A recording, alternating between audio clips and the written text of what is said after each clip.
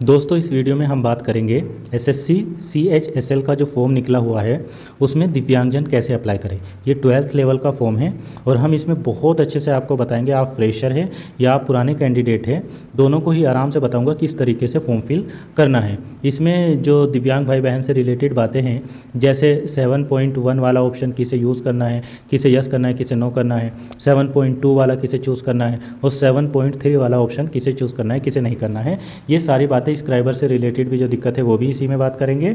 और बाकी step by step OTR वगैरह और लाइव फ़ोटो किस तरीके से लेना है, ये सब चीज़ें हम इस वीडियो में देखेंगे।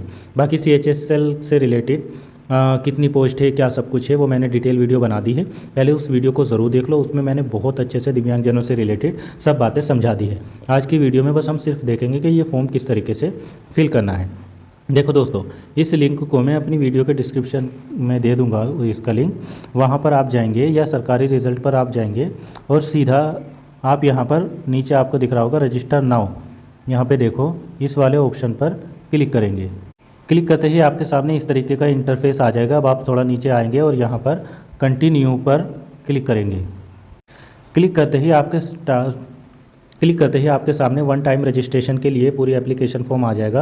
अब आप यहाँ पर अपना वन टाइम रजिस्ट्रेशन सबसे पहले करेंगे, अगर आप फ्रेश है तो। और अगर आप फ्रेश नहीं है, आपने पहले से ही वन टाइम रजिस्ट्रेशन कर रखा है, तो अभी आप यहाँ पर लॉगिन करने के बाद में सीधा आगे बढ़ जाएंगे, या अभी आप और अच्छे से देख लेंगे। देखो, अगर आपसे कोई भी गलती OTR में हो गई है तो अभी आप 30 तारीख तक इसमें सुधार कर सकते हैं, मतलब 30 जून तक। तो अभी जल्दी से जल्दी इसमें सुधार कर लीजिए। देखो, सबसे पहले हम आगे बढ़ेंगे।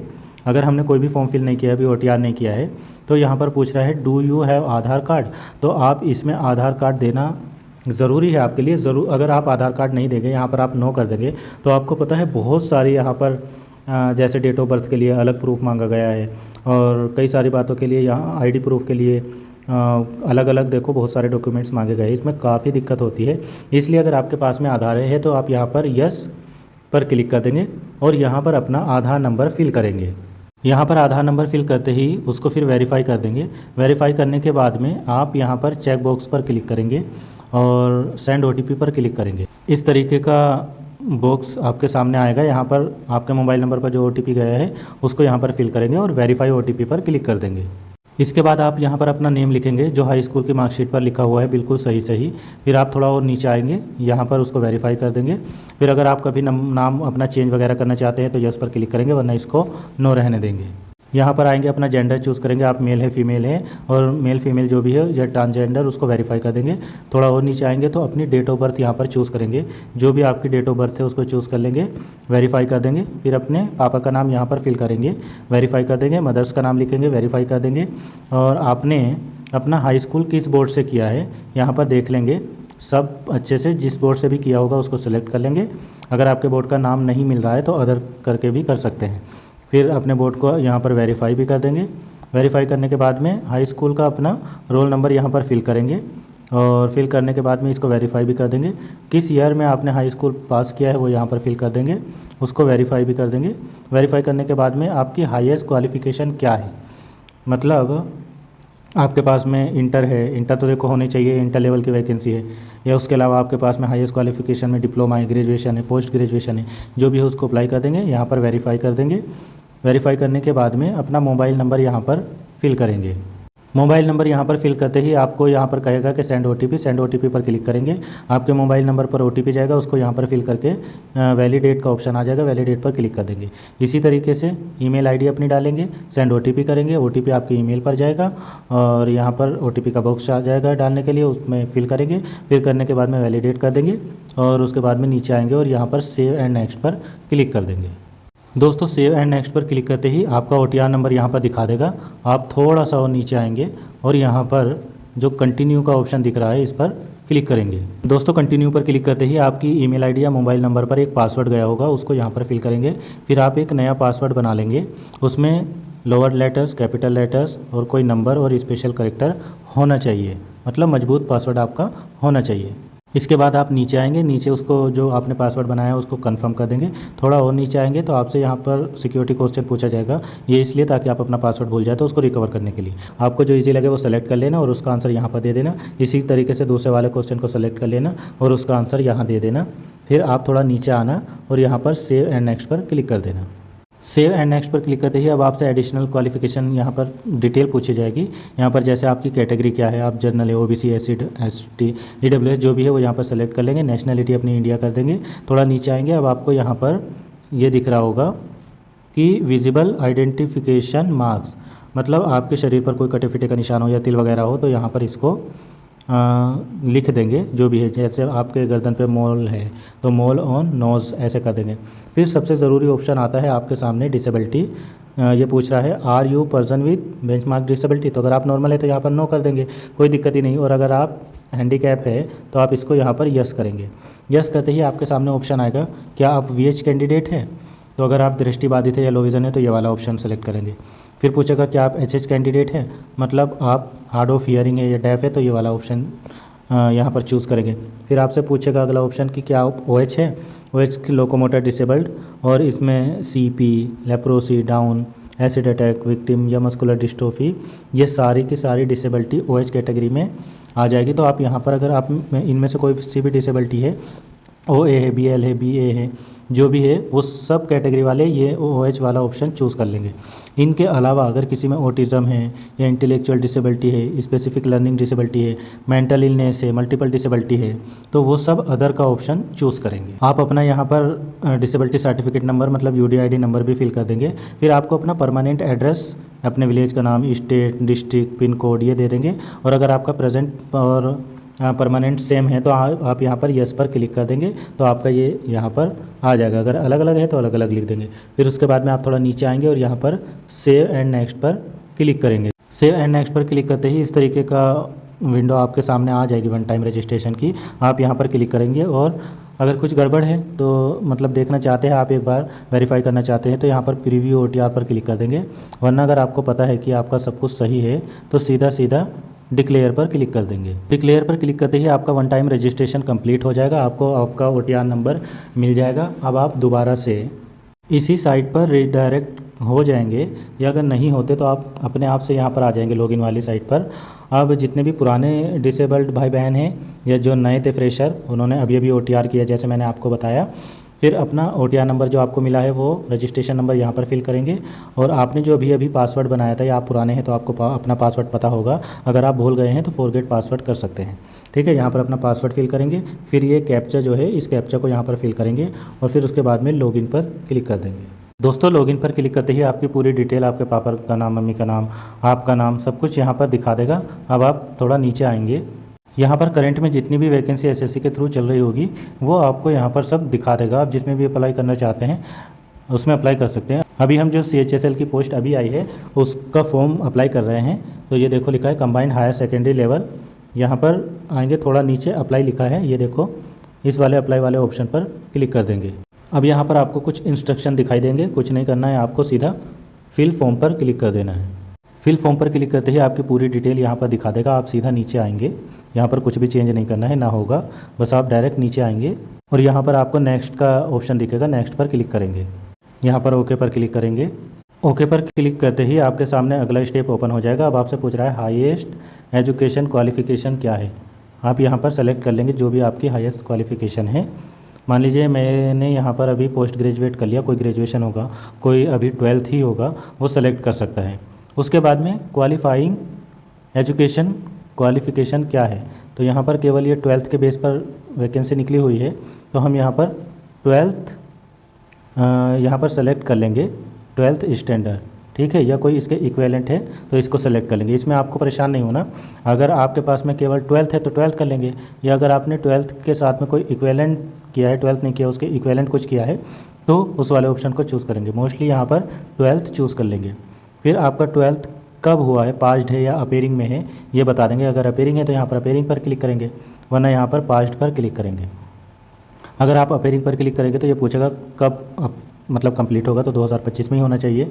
अगर हम पास्ट पर क्लिक करेंगे तो अब आपको बताना होगा किस वर्ष में आपका इंटर जो है वो कंप्लीट हुआ है। फिर आप थोड़ा आगे बढ़ेंगे, आपको स्टेट बताना होगा कि स्टेट से आपने किया है। सब स्टेट यहाँ पर दे रखे हैं, आप चूज़ कर लेंगे। थोड़ा नीचे आएंगे, आपसे पूछेगा किस बोर्ड से आपने किया है, तो उस बोर्ड का नाम आप बता देंगे। थोड़ा और नीचे आएंगे तो अपना रोल नंबर यहाँ पर बताएंगे, हाई जो इंटर का आपका रोल नंबर है। फिर आपके कितने % आए हैं वो यहाँ पर फिल करेंगे यहाँ पर। और अगर CGPA वगैरह था आपका इंटर में तो यहाँ पर CGPA वाला ऑप्शन चूज़ करेंगे। चूज़ करने के बाद में सेव एंड नेक्स्ट पर क्लिक करेंगे। इसके बाद यहाँ पर ओके पर क्लिक करेंगे। ओके पर क्लिक करते ही आपके सामने कुछ और ऑप्शन आएंगे। आपसे पूछा जाएगा एक्स सर्विसमैन है आप, अगर है तो यस करेंगे, वरना इसको नो कर देंगे। एज रिलैक्सेशन की अगर आपको ज़रूरत है तो आप यस कर देंगे और बताएंगे कि किस कैटेगरी में आपको चाहिए। तो PWD अगर आप जनरल में चाहते हैं या OBC जो भी है आप उसके हिसाब से। और इस वाले ऑप्शन को आप अपनी मर्ज़ी से पढ़ लेंगे। इसमें लिखा रहता है कि आप अगर अच्छे नंबर आते हैं तो आप डिस्प्ले कराना चाहते हैं कि नहीं इनकी वेबसाइट पर, तो आप इसको यस कर देंगे, वरना इसको कोई ज़रूरी नहीं है यस करो, आप इसको नो भी कर सकते हो। और फिर उसके बाद में सेव एंड नेक्स्ट पर क्लिक करेंगे। ओके पर क्लिक करेंगे। अब यहाँ पर आपको बताना होगा कि आप सेंटर कहाँ लेना चाहते हैं। जहाँ भी आपका मन है सेंटर लेना चाहते हैं वो यहाँ पर चूज़ कर लेंगे। फर्स्ट प्रेफरेंस दे देंगे, सेकंड प्रेफरेंस दे देंगे और थर्ड प्रेफरेंस आपकी यहाँ पर दे देंगे। उसके बाद में आप कंप्यूटर का जो एग्ज़ाम है वो किस मीडियम में देना चाहते हैं, हिंदी, इंग्लिश, इसके अलावा कई सारी यहाँ पर लैंग्वेज दी हुई है, वो सेलेक्ट कर लेंगे, उसको कन्फर्म भी कर देंगे। फिर आप जो अपना मीडियम है टाइपिंग का वो किस मीडियम में देना चाहते हैं, आप इंग्लिश में या हिंदी में। तो आप इंग्लिश में देना चाहते हैं टेस्ट तो इंग्लिश सेलेक्ट कर लीजिए, वरना हिंदी कर लीजिए। अब सबसे मोस्ट इम्पोर्टेंट जो ऑप्शन है आपके लिए उनकी मैं बात करूँगा यहाँ पर। जैसे मैंने आपको वीडियो के शुरुआत में बताया था तो वो नोटिफिकेशन में 7.1 था। अब यहाँ पर फॉर्म फिल करते समय आपको 27.1 दिख रहा है। अलग अलग फॉर्म में अलग अलग होता है ये, ठीक है। अब यहाँ पर लिखा है, ध्यान से सुन लो, मैं सब कुछ आपको बताने वाला हूँ। यहाँ पर लिखा है are you a person with benchmark disability 40% marks in the category of blindness. तो अगर आप टोटली ब्लाइंड है या लो विज़न है और आपने अपने OTR में सेलेक्ट किया था लो विज़न या ब्लाइंडनेस VH वाला ऑप्शन, तो ये यहाँ पर आपको ऑप्शन चूज़ करने के लिए कहता है कि यस या नो। तो आप यहाँ पर अगर ब्लाइंड थे या आप मान लीजिए मल्टीपल डिसेबल्ड है और उसके साथ में आपको देखने में भी प्रॉब्लम है, एक देखने में या चलने में, देखने में या सुनने में, इस तरीके की प्रॉब्लम है, तो भी आप इस ऑप्शन को यस करते हैं, ठीक है। तो ये तो हो गई दृष्टिबाधितों के लिए ऑप्शन। अब अगला ऑप्शन यहाँ पर है are you a person with benchmark disability 40% marks in the category of both arm या CP। तो अगर आपके दोनों हाथों में प्रॉब्लम है या इसके अलावा आप CP है तो आप इस वाले ऑप्शन को यहाँ पर यस करेंगे। कौन है आप? अगर आपके दोनों हाथों में प्रॉब्लम है या आप यहाँ पर CP है तो आप यहाँ पर इस ऑप्शन को यस करेंगे। यस करने के बाद में आपको अपना डिसेबिलिटी सर्टिफिकेट भी यहाँ पर देना होगा, अपलोड करना होगा। अगर आप CP नहीं है या दोनों हाथों में प्रॉब्लम नहीं है तो आप सीधा सीधा यहाँ पर नो कर देंगे। अब आप आगे आएंगे। अगला ऑप्शन है do you have physical limitation to write as a para number इतना इतना।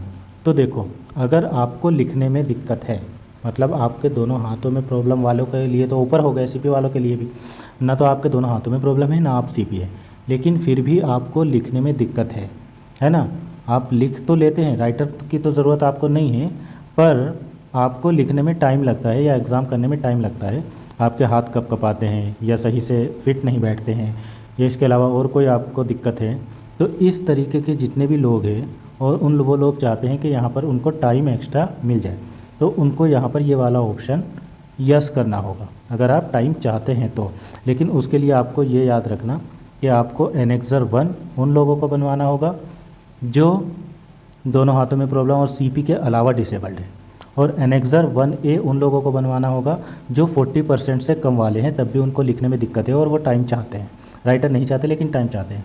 तो ये एनेक्सर आपको एग्ज़ाम के टाइम पर देना होगा, ठीक। और आपको अभी अपना डिसेबिलिटी सर्टिफिकेट भी अपलोड करना होगा। अगर आपको इनमें से कोई दिक्कत नहीं है तो आप यहाँ पर सीधा नो कर देंगे। फिर आपके सामने यहाँ पर अगला ऑप्शन आएगा वेदर स्क्राइबर इज़ रिक्वायर्ड। तो अगर आपको स्क्राइबर की ज़रूरत है, आप VH है या CP है, दोनों हाथों में प्रॉब्लम है, तो जब आप ये ऊपर वाले ऑप्शन यस करेंगे तो ये भी यस करने के लिए यहाँ पर आएगा, तो आप इसको यस कर देंगे, वरना आपको ज़रूरत नहीं है तो ये खुद ही डिसेबल्ड हो गया है। अब इसके बाद आपसे पूछा जा रहा है कि क्या आपने अपना 12th जो है वो साइंस स्ट्रीम में किया है और वो भी मैथमेटिक्स के साथ, सामने मतलब मैथमेटिक्स के साथ में। तो यहाँ पर वो ऑप्शन उन लोगों के लिए है जिन्होंने साइंस स्ट्रीम से किया होगा और वो DEO वाली जो पोस्टें हैं उसके लिए अप्लाई करना चाहते हैं, तो वो यहाँ पर यस कर देंगे। अगर आपका आर्ट साइड से है तो आप यहाँ पर सीधा नो कर देंगे। फिर आपको LDC और JSA की पोस्टें मिलेगी। ये DEO वाली केवल साइंस स्ट्रीम वालों के लिए है। तो साइंस स्ट्रीम जिनका है वो तो इसमें भी अप्लाई कर सकते हैं और बाकी LDC या JSA में भी अप्लाई कर सकते हैं, तो उनके लिए तो ठीक है। बाकी अगर आपका आर्ट साइड से है तो आप यहाँ पर सीधा ये वाला ऑप्शन नो कर देंगे और फिर सेव एंड नेक्स्ट पर क्लिक करेंगे, ओके पर क्लिक करेंगे। अब दोस्तों ओके पर क्लिक करते ही आपको अपना फ़ोटो और सिग्नेचर अपलोड करना होगा और इसके अलावा आपको फेस ऑथेंटिकेशन भी आपको अपना करना होगा। अब इन सब के लिए आपको अपने मोबाइल में माई SSC ऐप जो है वो डाउनलोड करना होगा और उसी के थ्रू ये सब काम करने होंगे। तो चलिए हम चलते हैं अपने प्ले स्टोर पर और फिर आपको बताते हैं किस तरीके से सब कुछ करना है माई SSC ऐप में ही। दोस्तों सबसे पहले आप अपने प्ले स्टोर में आएंगे और यहाँ पर सर्च वाले बटन पर क्लिक करेंगे और यहाँ पर लिखेंगे माई SSC जैसे ही लिखेंगे और इस पर क्लिक करेंगे। क्योंकि मैंने ये डाउनलोड कर रखा है इसलिए ओपन दिखा रहा है, आपको इंस्टॉल दिखाएगा। आप इंस्टॉल पर क्लिक करके इसको ओपन करेंगे। ओपन करते ही ये ऐप आपके सामने ओपन हो जाएगा। आप यहाँ पर लॉगिन रजिस्टर राइट साइड में ऊपर दिख रहा है, इस पर क्लिक करेंगे और क्लिक करने के बाद में यहाँ पर अपना यूज़र नेम वही अपना रजिस्ट्रेशन नंबर और जो अभी आपने पासवर्ड बनाया था या आपके पास पहले से ही है वो, और यहाँ पर ये कैप्चर फिल करने के बाद में लॉगिन पर क्लिक करेंगे। दोस्तों लॉगिन पर क्लिक करते ही आपके सामने इस तरीके का इंटरफेस यहाँ पर आ जाएगा। अब आपको अपना ऑथेंटिकेशन करने के लिए यहाँ पर आपको नीचे दिख रहा होगा माई डैशबोर्ड, इस पर क्लिक करेंगे।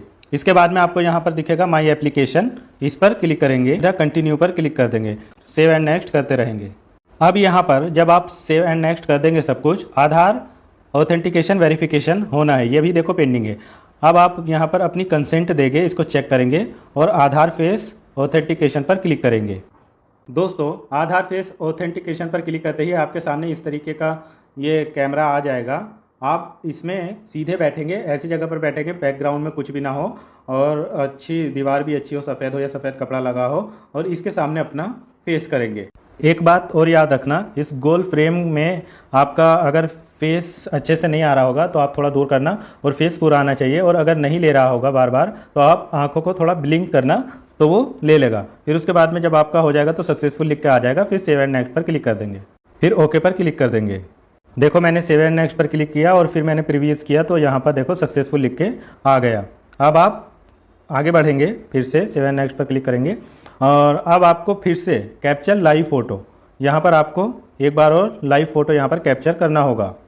इस पर लाइव फ़ोटो पर आप क्लिक करेंगे और इसको अलाउ करना है तो अलाउ कर देना, वरना इस तरीके का आपके सामने फिर से आ जाएगा। इसमें अपना फेस पूरा अच्छे से और अच्छा बैकग्राउंड होना चाहिए, उसमें कवर करेंगे। दोस्तों जब कैप्चर पर क्लिक करने के बाद में आपके सामने इस तरीके का कैमरा आएगा तो आप बिल्कुल उसमें ऐसे रहना कि उसमें आपका फेस अच्छे से दिख रहा हो, और फिर कैप्चर करने के लिए इस वाले बटन पर यहाँ पर क्लिक करेंगे तो आपके साथ ये कैप्चर हो जाएगा। अगर इसको सही लगेगा तो सही है, वरना ये एरर भी दिखा देगा। तो आप एक बार में नहीं हो पाएगा तो 3-4 बार इसको करके देखना जब तक सक्सेस लिख के ना आए।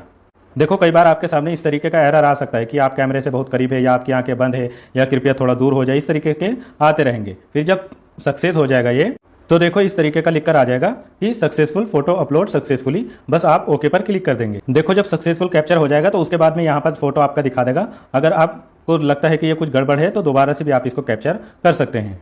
फिर आप यहीं से अपना सिग्नेचर भी अपलोड कर देंगे। अपलोड सिग्नेचर पर क्लिक करेंगे, आपकी फाइल में जहां भी सिग्नेचर रखा होगा उस पर क्लिक करेंगे और ये अपलोड हो जाएगा। दोस्तों इमेज अपलोड करने में थोड़ी बहुत दिक्कत आ सकती है तो उसका साइज़ वगैरह आप अच्छे से बना लेना। फिर उसके बाद में सेव एंड नेक्स्ट पर क्लिक कर देना, ओके पर क्लिक करना। ओके पर क्लिक करते ही आपकी पूरी एप्लीकेशन आपको दिखा देगा। मैंने हाइड कर दिया है। आप अच्छे से पढ़ लेंगे, एक एक चीज़ बहुत अच्छे से पढ़ेंगे, कहीं आपकी कोई गलती तो नहीं है। अगर गलती है तो अभी सुधार कर सकते हैं, और अगर सब कुछ सही है तो आप सेव एंड नेक्स्ट पर क्लिक कर देंगे। सेव एंड नेक्स्ट पर क्लिक करते ही आप थोड़ा नीचे आएंगे, आई एग्री पर क्लिक करेंगे और ये कैप्चा यहाँ पर फिल करके सबमिट करेंगे। इसके बाद आपका फॉर्म फिल हो जाएगा। आपका जो एप्लीकेशन फॉर्म है वो पूरा सबमिट हो चुका है। तो दोस्तों बहुत मेहनत से ये वीडियो बनी है, इसलिए चैनल को सब्सक्राइब ज़रूर करना और वीडियो को लाइक शेयर ज़रूर करना। मिलते हैं फिर किसी और वीडियो में। Thank you so much.